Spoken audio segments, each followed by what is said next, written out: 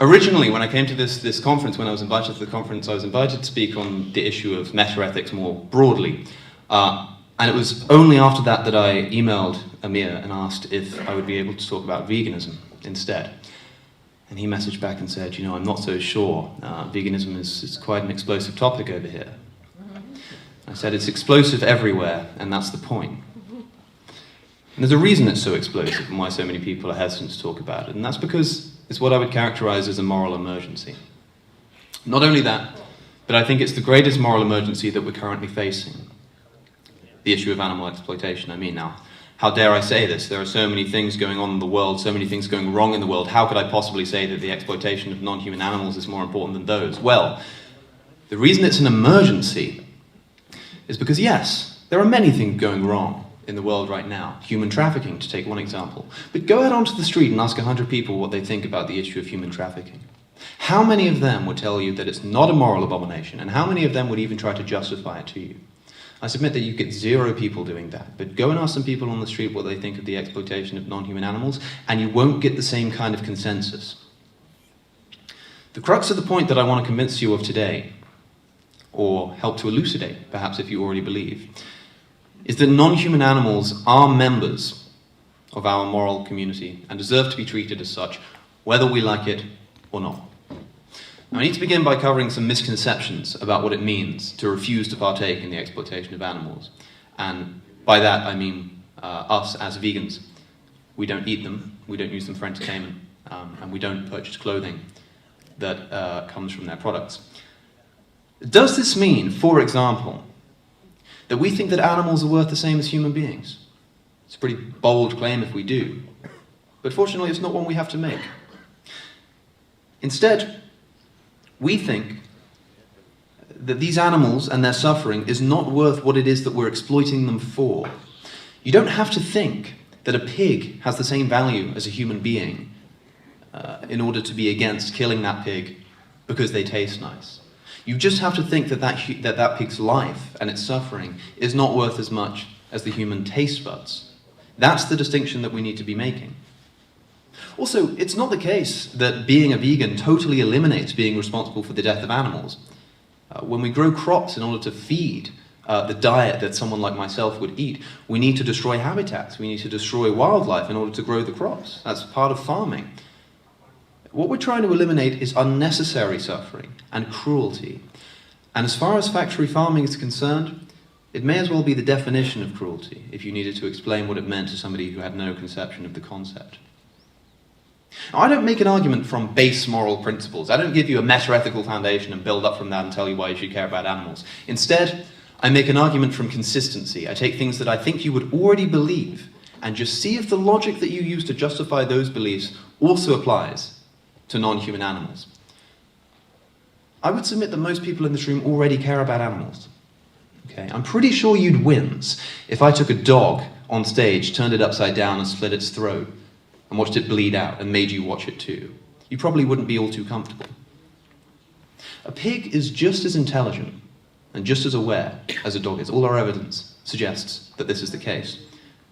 But not only are we allowing it to happen in front of us, not only do we just not intervene when we see that death occurring, in fact, we funnel money into the industries that are causing it to happen. This is a uniquely economic moral emergency.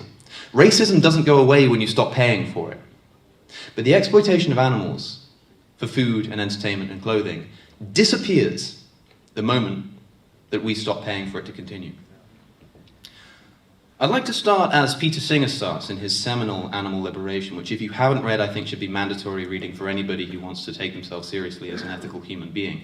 I read it far too late in my life, and I've been meaning to do it for a long time, and I put it off for a very long time, knowing that it would have the effect that it did, which is that it started me on my path to boycotting the exploitation of animals. I'd like to start as he does, in considering what is the moral principle underlying our approach to the equality between human beings. Right?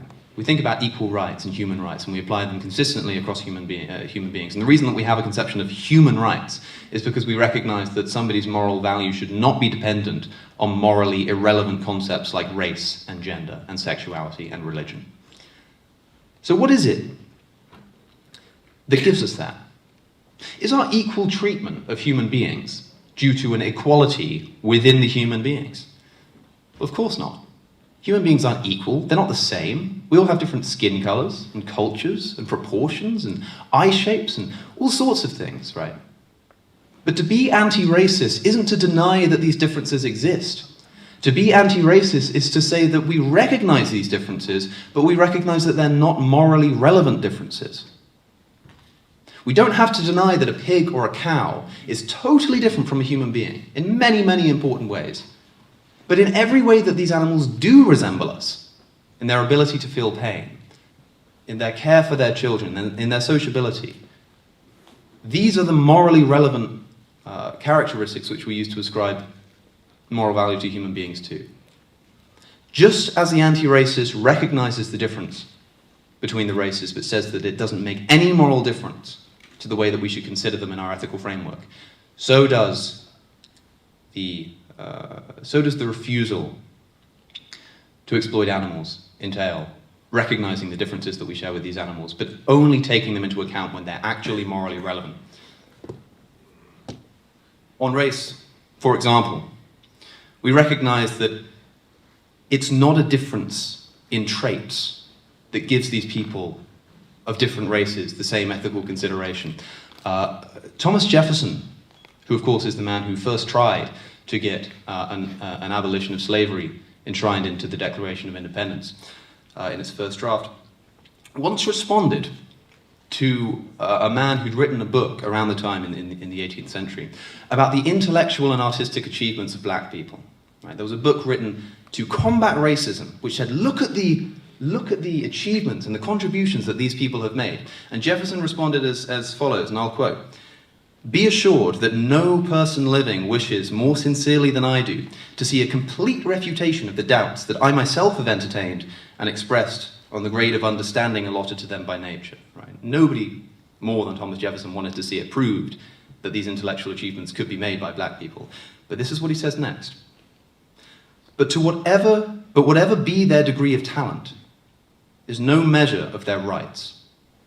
Because Sir Isaac Newton was superior to others in understanding, he was not therefore lord or the property of persons of others. Right? Who cares if they're artistic and making contributions and intelligent? Who cares? That's not why we value them morally.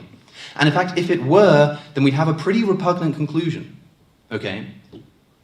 If you find the trait that you think it is that differentiates a human being from a non-human animal that justifies the difference in treatment, the logic would have to work as such. You would have to find the trait, the characteristic that those non-human animals don't have, that if a human being were to also not have, we treat that human being like we treat the animal.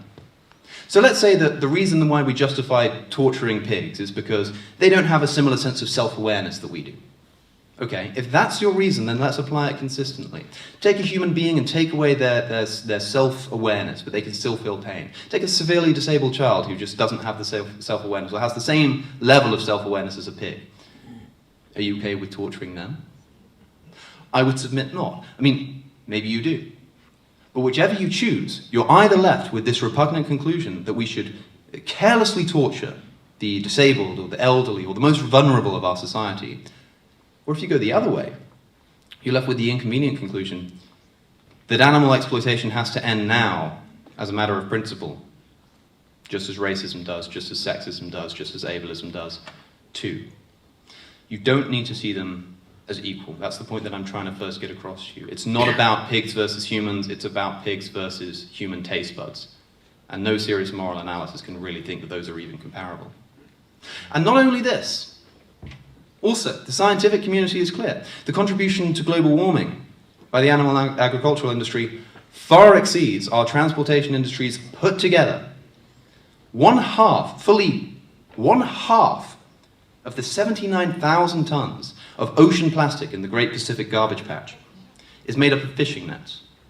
A half of all of the plastic is fishing nets. It's amazing the kind of cognitive dissonance we're seeing as people begin to call themselves environmentalists and begin to really make strides to change the world in that area. People are willing to stop using plastic straws to save the fish. They won't stop eating fish to save the fish. It's absolutely absurd. If you call yourself an environmentalist, this should be at the top of your list of things that you care about. So why is it not for so many people? That's a question that we'll have to ask ourselves, and we'll have to ask those activists who make those claims. Not only environment, but also health. I mean, we all know that the science is beginning to show that not only is a vegan diet as healthy or as practicable as a non-vegan diet, but in many ways it benefits us too. Cancer Research UK recently published that it doesn't matter how much red meat you're eating, it will always be beneficial to eat less to reduce your risk of cancer. But here's the thing, right, and I mention these because they're important, but even if there were no environmental benefit to veganism, even if there were no health benefits, so long as it is healthy, which I assure you it is, there is already a moral imperative to go vegan. Right? When I found out about the environmental impact of veganism, when I found out that the single best thing you can do as an individual to help the planet is to stop eating animals and their products, I thought, great, this is really useful. But all it did was over-determine the fact that we have a moral imperative to stop exploiting these animals. There was enough there already to justify stopping that kind of behavior. Now, John Rawls, a political philosopher in the United States who Bill Clinton once described as the most important political philosopher of the 20th century, who I'm sure many of you will be familiar with, recognized that justice, if it's worthy of the name, has to be blind. If it's not blind, then it's not justice. And he realized that any reasonable person from behind a veil of ignorance who didn't know who they were going to be when they entered this planet, where they were going to live, what their conditions were going to be, would design a world, or want to design a world, that caters for those who suffer in our society as a matter of justice, as a matter of principle. And where is there more suffering and more excuses for its continuation than in the factory farms that populate our nations like a stain on this earth? Chicks, baby chicks, at the moment of birth, put on a conveyor belt and thrown into a blender alive, simply because of the fact that they're male and they won't produce eggs for us to buy. Okay, not gassed. You think of the most cruel way that these animals could be put to death. Maybe you think they gas them or chop off their heads or something like that. No, they're thrown into a blender. Who knows how many rotations of the blades it takes to actually finally kill them? I hope it's not too many. Mothers forcibly impregnate and having their calves taken away from them, which brings the same kind of psychological distress that it would if you did it to a human. Living beings castrated by wrapping an elastic band around the testicles, waiting for the blood supply to cut off and the organ to decay. And if it doesn't fall off, then it's scraped off. Oceans ruined by the fishing industry and the useless waste of scraping the seabed without any prevention or even attempted prevention of collateral damage. Global warming catalyzed by the emissions of farm animals. Chickens with osteoporosis from the lack of calcium due to the unnatural number of eggs that they're laying. Pigs having their tails cut off at birth. Why? Why might they do that? It doesn't seem to make any economic sense. Why might they cut off the tails of a pig? Well, I'll tell you, it's common practice to prevent them from cannibalizing each other when they're older, because they go insane due to the fact that these intelligent creatures are being kept in the most egregious conditions imaginable. And I'll remind you, ladies and gentlemen, all you have to do to end all of this, all that you have to do to end this intolerable misery, this unimaginable cruelty, this inexcusable contribution to moral, health, and environmental catastrophe, is choose something else on the menu. Right, that's it. Okay, choose a cotton jumper instead of a wool one. Choose empathy instead of cruel ignorance. It's not a difficult decision to make. I made that decision for myself the better part of a year ago, and I will never again allow my culinary convenience to balance upon the corpses of innocent members of our moral community whose eyes I never had to look into, but saw more pain than I will ever even be capable of imagining, so that I could eat a pizza topping. Clearly, I will never be able to make up for the suffering that I've caused with my previous dietary choices. But that doesn't mean things have to continue this way. If you refuse to partake in the exploitation of non-human animals, your stomach, your fridge, your mind, and your ethics will have never felt cleaner. If you turn down the offer of milk in your coffee and aren't afraid to say why, then your moral courage will betray a level of empathy far exceeding most of those around you, but exactly in line with what those beings that we share this planet with deserve. If you recognize your place in this world not as the unrestricted owner of animals, but an animal yourself, whose will to live and avoid suffering is mirrored in those who populate the factory farms, you'll have no choice but to stop eating them and their products.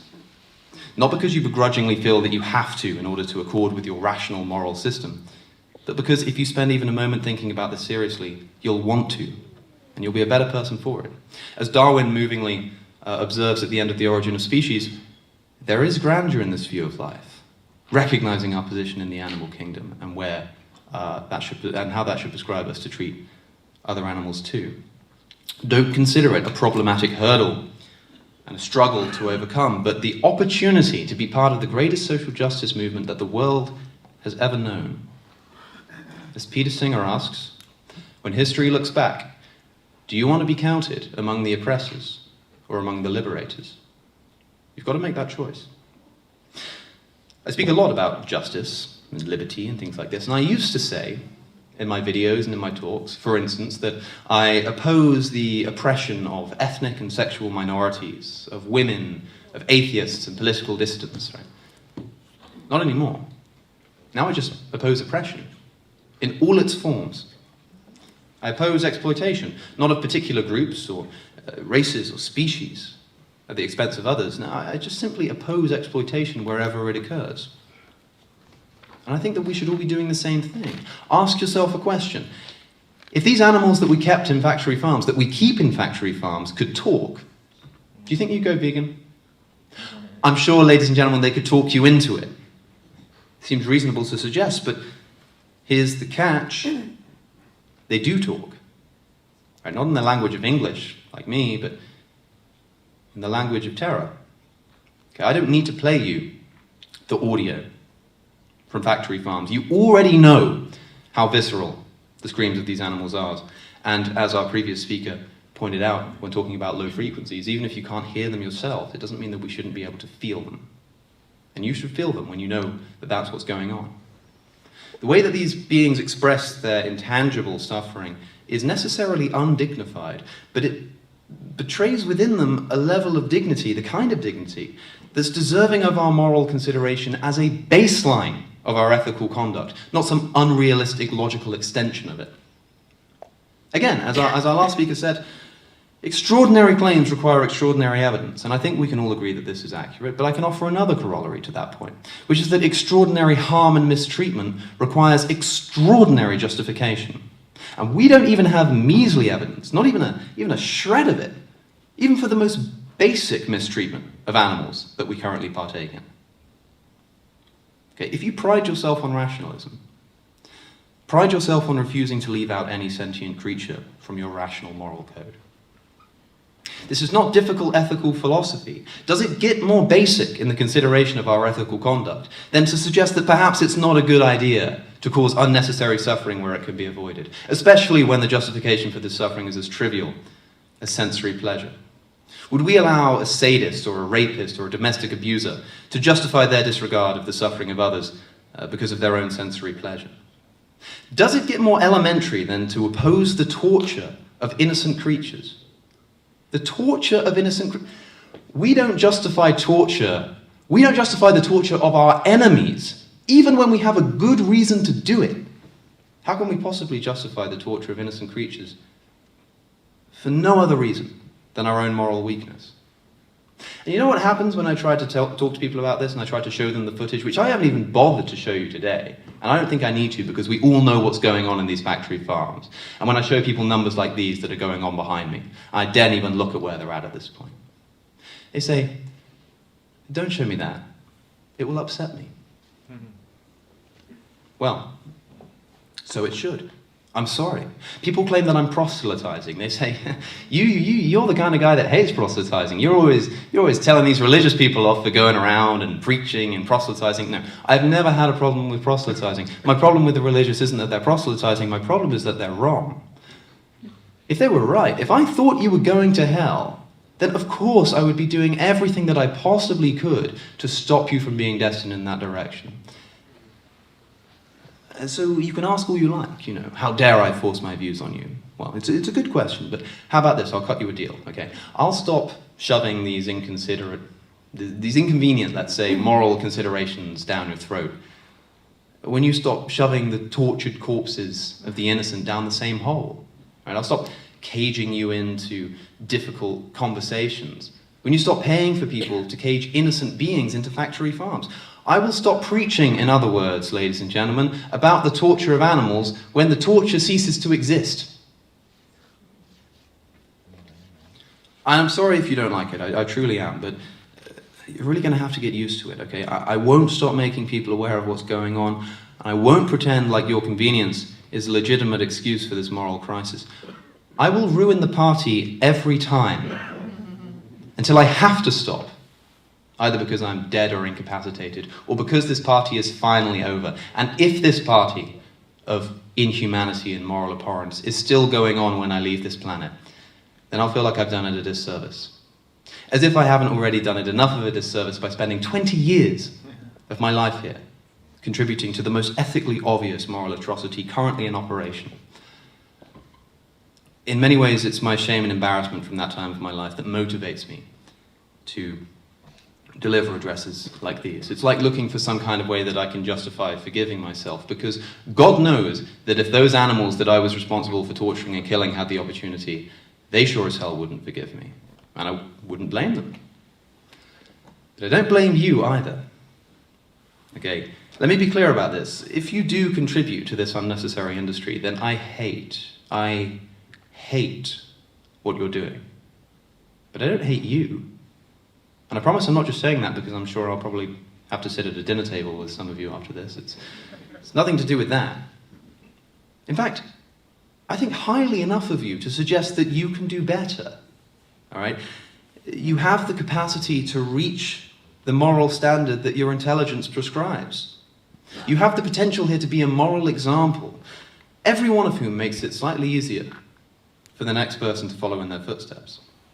Just ask yourself, on what other moral issue would you permit the same excuses that we allow on the issue of animal rights? Taste, pleasure, and convenience, and societal disruption.